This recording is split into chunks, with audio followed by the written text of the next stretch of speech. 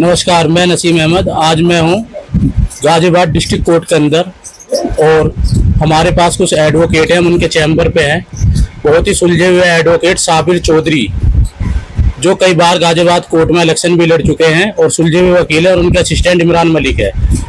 हम इनसे कुछ चर्चा करेंगे। देश के अंदर जो स्थिति हुई है, बीजेपी का नारा था 400 पार का, और जनादेश बीजेपी पार्टी पूरा बहुमत ना लाके एनडीए पूरा बहुमत लाई है, उस पर इनकी क्या राय है? हाँ वकील साहब।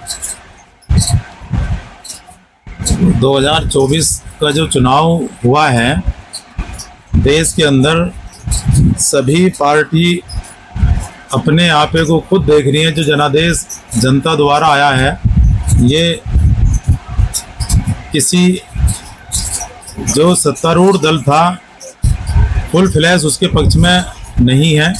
तो कहीं ना कहीं ये खामियां रही हैं जो वर्तमान में हमारी सरकार की कोई पॉलिसी, कोई नीति इस तरह की रही होंगी जो पूर्ण रूप से फुल फ्लैश जो उनका नारा था, वो नारा उनका गलत साबित हुआ और एक खंडित जनादेश देश की जनता ने दिया। इसमें पार्टी को खुद ही मंथन करने का वो है, भी मंथन करें कि कहाँ चूक हमसे रही है, कौन सी पॉलिसी ऐसी रही है जो हमारा 400 पार का नारा में आज वो फ्लॉप हुआ है और जनता ने उसे पसंद नहीं किया। तो आपका कहना है कि पार्टी की कुछ कमियां रही हैं क्या? इसमें मोदी जी जो देश के मौजूदा प्रधानमंत्री थे, उनकी भी कुछ बातों का, जो उनके जो लफ्ज है, उनका भी कुछ नाराजगी का क्या जनता पार्टी को सामना करना पड़ा? चुनाव है, चुनाव में हर पार्टी अपना अपना नारा देती है, अपनी अपनी नीति, अपनी पॉलिसी, और जो पार्टी चुनाव में अपने को करना होता है वो जनता के सामने अपने मुद्दे और अपनी बात लेके जाते हैं। लेकिन जहाँ तक मैं समझता हूँ, देश के अंदर बेरोजगारी है और कहीं ना कहीं युवाओं का जो सामने वाले गठबंधन ने रोजगार की बात उठाई, बेरोजगारी की बात उठाई, उसका भी कुछ ना कुछ असर युवाओं में देखने को मिला।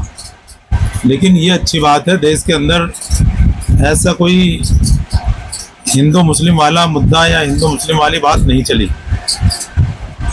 उत्तर प्रदेश के अंदर डबल इंजन की सरकार थी, केंद्र में बीजेपी थी और राज्य में भी बीजेपी थी, और फुल बहुमत के साथ बीजेपी यहाँ से सांसद थे इनके, और अब के इनको बहुत बड़ा झटका लगा है। इसमें क्या कमी है?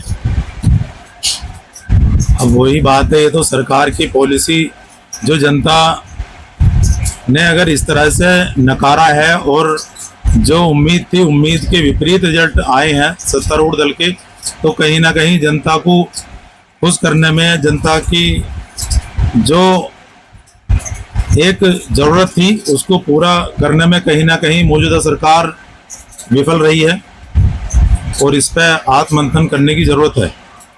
क्या आपको लगता है कि मोदी जी दोबारा प्रधानमंत्री बन पाएंगे या नहीं? क्योंकि इसमें दो मेन सरकार एनडीए के अंदर जो मेन भूमिका निभाने वाले हैं, एक नीतीश जी है और दूसरा चंद्रबाबू नायडू है। क्या पलटू राम जी मोदी जी का साथ देंगे या नहीं दे पाएंगे? देखो, बड़े स्तर पर दो गठबंधन हुए, एक इंडिया गठबंधन, एक एनडीए गठबंधन, और जो मेजोरिटी है मौजूदा, भले ही पार्टी का कोई एक अपना निजी नहीं उसमें अपने भी उनका बहुमत आ पाया, लेकिन गठबंधन एनडीए बहुमत में है। तो मैं समझता हूँ सरकार बनाने का मौका तो अभी जो एनडीए के पास ही है। अच्छा, मेरा एक आखिरी सवाल है। एक को पप्पू कहते थे और दूसरे को नया शहजादा कहते थे, इन्होंने बीजेपी को कितना नुकसान पहुंचाया? वो जनता ने इन बातों को सबको नकारा और जनता ने ये दिखा दिया कि देश जो चलेगा नीति उस चलेगा। देश में जो जनता के लिए काम करेगा वो देश में राज करेगा। इस चुनाव से ये बात अपने कहीं हद तक साबित हुई है। वकील साहब, जैसे आप भी अब तैयारी कर रहे हो उपाध्यक्ष के चुनाव के लिए जो जुलाई के अंदर है, उसमें आपकी क्या तैयारी है? हमारी बार एसोसिएशन के वार्षिक चुनाव है जो प्रस्तावित है जुलाई में, उसमें मैं भी वरिष्ठ उपाध्यक्ष के लिए प्रत्याशी हूँ और मैं अपने वरिष्ठ और कनिष्ठ अपने साथियों के बीच में अपने समर्थन मांगने के लिए मैं जा रहा हूँ और मुझे पूरी उम्मीद है अधिवक्ता साथियों से कि मुझे वोट करेंगे और मैं अपने इस पद पर विजयी होंगे।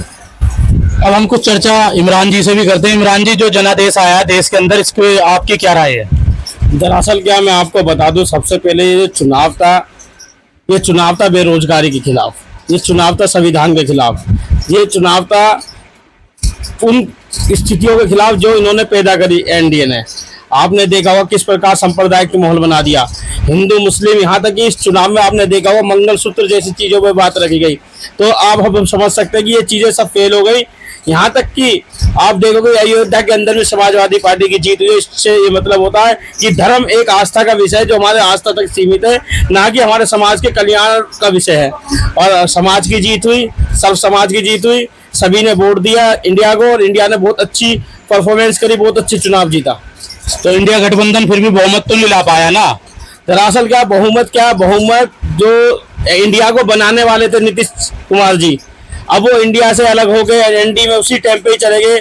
आपको बता दें, जब इंडिया की नींव रखी गई तो सबसे पहले नींव रखने वाले नीतीश कुमार जी थे और लगातार ऐसा महसूस हो रहा है कि इंडिया प्रयास कर रही है, किसी न किसी प्रकार सरकार बनाने की जद्दोजहद में इंडिया लगी पड़ी है। अच्छा, जैसे इंडिया गठबंधन की सरकार लगती है तो क्या आपको लगता है राहुल जी ने जो वादे करे हैं उनको पूरा करेंगे खटाखट? बिल्कुल, जैसे कि वादे करे हैं, महिलाओं के खाते में एक लाख रुपए साल में आएंगे खटाखट, वो बिल्कुल पूरा करेंगे। गैस के दामों में बिल्कुल कमी होगी। अगर इंडिया की सरकार बनती है बिल्कुल वादा पूरे करेंगे। करेंगे, जनता करेगी। जैसा कि आप युवा अधिवक्ता हो तो आपको लगता है कि रोजगार की जो दिशा राहुल जी ने बताई थी वो उज्जवल होगी या नहीं होगी? दरअसल क्या, अब तो विपक्ष की बात चल रही है, विपक्ष में बैठने के सरकार बनती है तो रोजगार की योजनाओं को जो हम खोलते हैं या दिखाते हैं कि रोजगार किस प्रकार से दिए जाते हैं, नौकरियां बांटते, तो उस चीज को हम धरातल पे उतारते। अब तो विपक्ष में बैठे हैं तो देखेंगे इस चीज में। अभी आप कह रहे थे ना कि सरकार तो भी किसी की बनी नहीं है, अगर सरकार बहुमत के वो भी करीब है बहुत। सरकार अगर हमारी बनती है तो हम धरातल पे उतारेंगे, नौकरियों की भरमार कर देंगे। ये हमारे साथ दोनों अधिवक्ता थे, साबिर चौधरी जी और इमरान मलिक जी। मैं बेस्ट इंडिया न्यूज से नसीम अहमद। जय हिंद, जय भारत।